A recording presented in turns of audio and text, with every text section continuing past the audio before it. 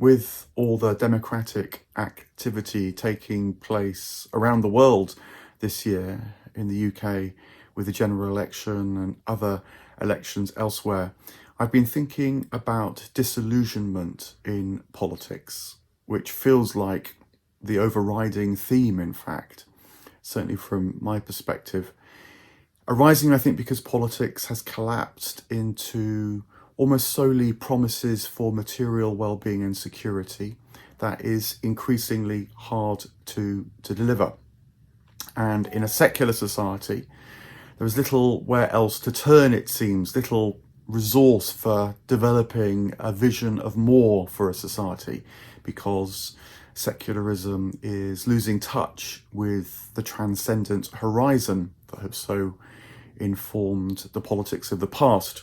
So this is a moment, I think, to reconsider the pre-political, before the policies, before the squabbles over the footnotes of details, before the confrontations that are theatrically staged, asking what is politics for? What are the limits of politics? What does good politics need? What does it ask of us too? And I'm turning to 6 of my guides. Last time I thought about Plato and the importance of beauty. And now I'm going to think about Aristotle and the question of ethics. Aristotle wrote his book Ethics as a kind of prelude to his book Politics. He reckoned you've got to ask what politics is for before proceeding with the question of how to structure your political life. What politics is for is sort of the question that is being asked less now, I think. We sort of presume democracy, at least in a democratic society, is somehow self-justifying. And whilst Aristotle agreed that it's the best political system, that doesn't mean we don't need to keep asking what it's for, what it's trying to deliver. The default question, the default answer to that seems to be that kicking one lot out after another have become exhausted as the political pendulum swings is not a good enough answer, I think. There needs to be depth in terms of understanding what democracy is trying to deliver.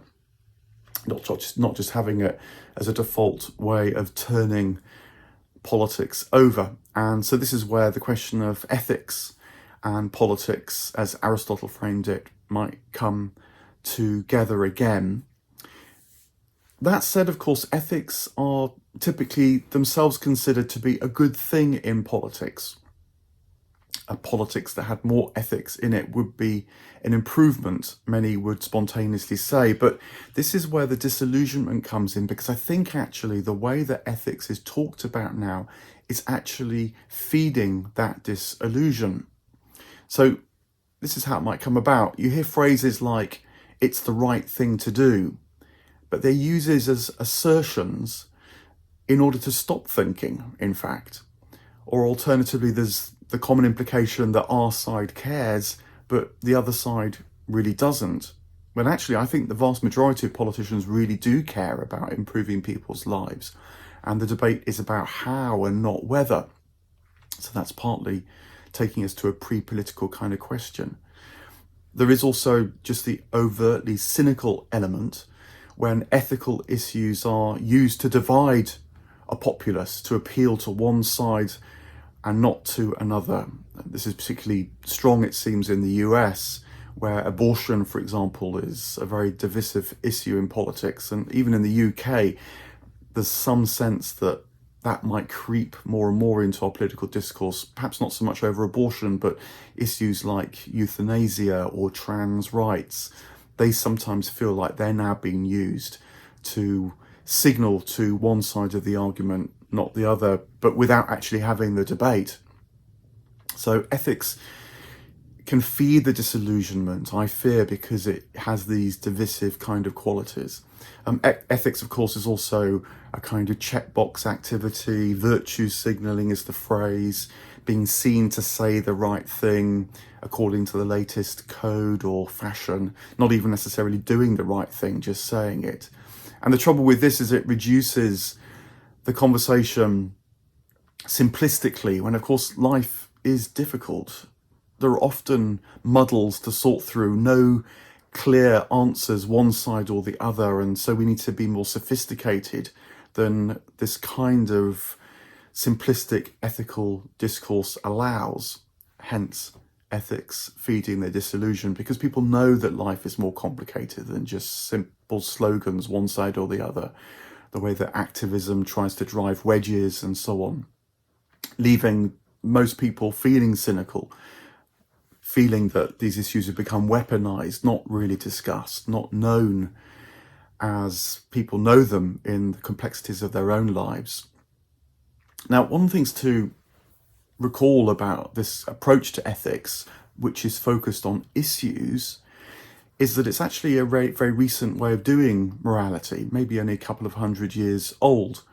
You can point to Jeremy Bentham's development of utilitarianism, ethics as a kind of calculation, thinking about the consequences and particularly trying to work out how one decision over another might increase the happiness of more people than the other.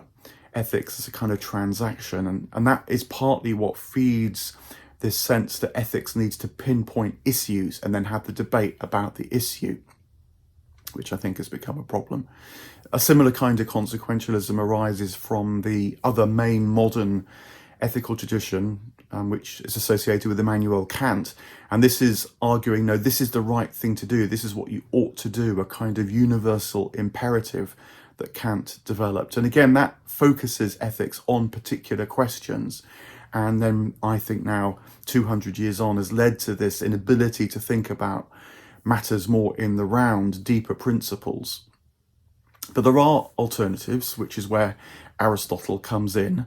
For 2,500 years or more, he particularly is associated with developing what's called the virtue tradition, the virtue approach to ethics. Now, virtues don't focus on the immediate question, but try and take a step back and ask what habits we have in the way we construct our lives. What kind of character or qualities do our personalities hold that can enable a good life to emerge from that way of life? So it has this much more holistic approach, organic approach, rather than stripping out who we are, as if you can just focus on particular issues without considering who we are, what kind of lives we're leading. So virtues are those qualities that enable the fostering of a good life and therefore a better politics. Vices, conversely, are the habits or traits that by accident or design, you might say, disorientate a person, because sight of what's good has been lost. There's no transcendent horizon, no lodestar to guide you through the muddle and complexities. That's at root what a vice is. You might say that virtues are a kind of knowledge, a knowledge about rather than a knowledge that. And it's a wisdom in a way, therefore, that's known in the way that they expand our awareness of things, again, giving us this much broader approach and perception, whereas a vice, conversely, is a kind of ignorance. It narrows or intensifies experience by excluding the complexities, the subtleties, the practices, the habits of life. I mean, you might even say that the way that our ethical discourse is conducted now has itself become a kind of vice, precisely because it does all that excluding. So virtues are qualities that we might have, that we can work on, rather than rules or decisions that we narrowly make. So they're very, very different from the conventional way now of doing morality. Virtues don't look for ethical guidelines or try and make calculations, which may leave behavior completely untouched, of course, because if you have a rule book, then that becomes as much a set of targets to dodge as ways to organize and orientate your life. Now, look, virtues would be a big change personally, let alone in our political life. It's about asking about the kind of person you're inviting to be voted for, not because you want to demolish someone's character, but because you seek to understand them better. When does that happen?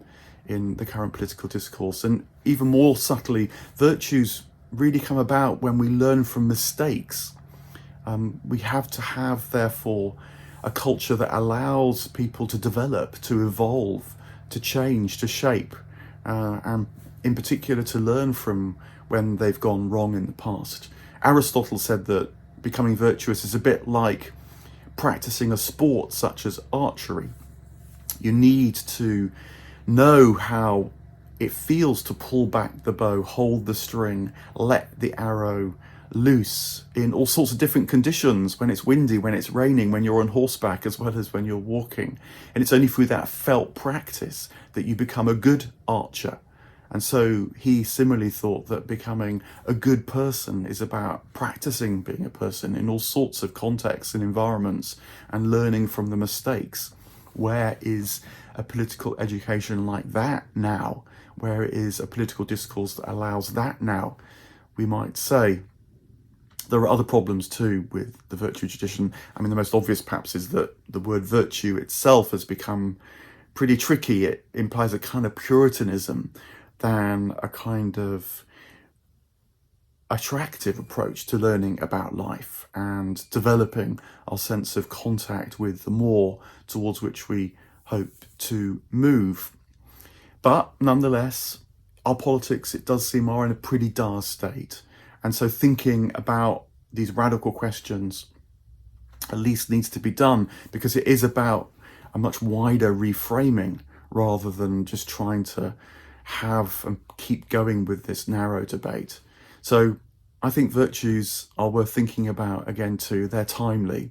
Certainly we need to resist the weaponization of ethical issues, because life just is more complicated than that.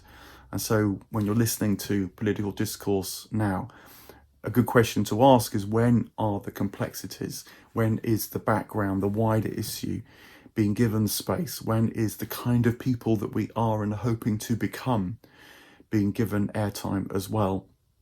And the older virtue tradition associated with Aristotle in its roots provides a way forward for doing that. So, political disillusionment, the common theme of our times. A few thoughts I've had on Plato and beauty in my last post. Now, some things on Aristotle and virtues. And in the next third one of these dispatches in this series, I'm going to be turning to the figure of Jesus and asking how he made the case for being in the world but not of the world, and the difference that might make to our politics.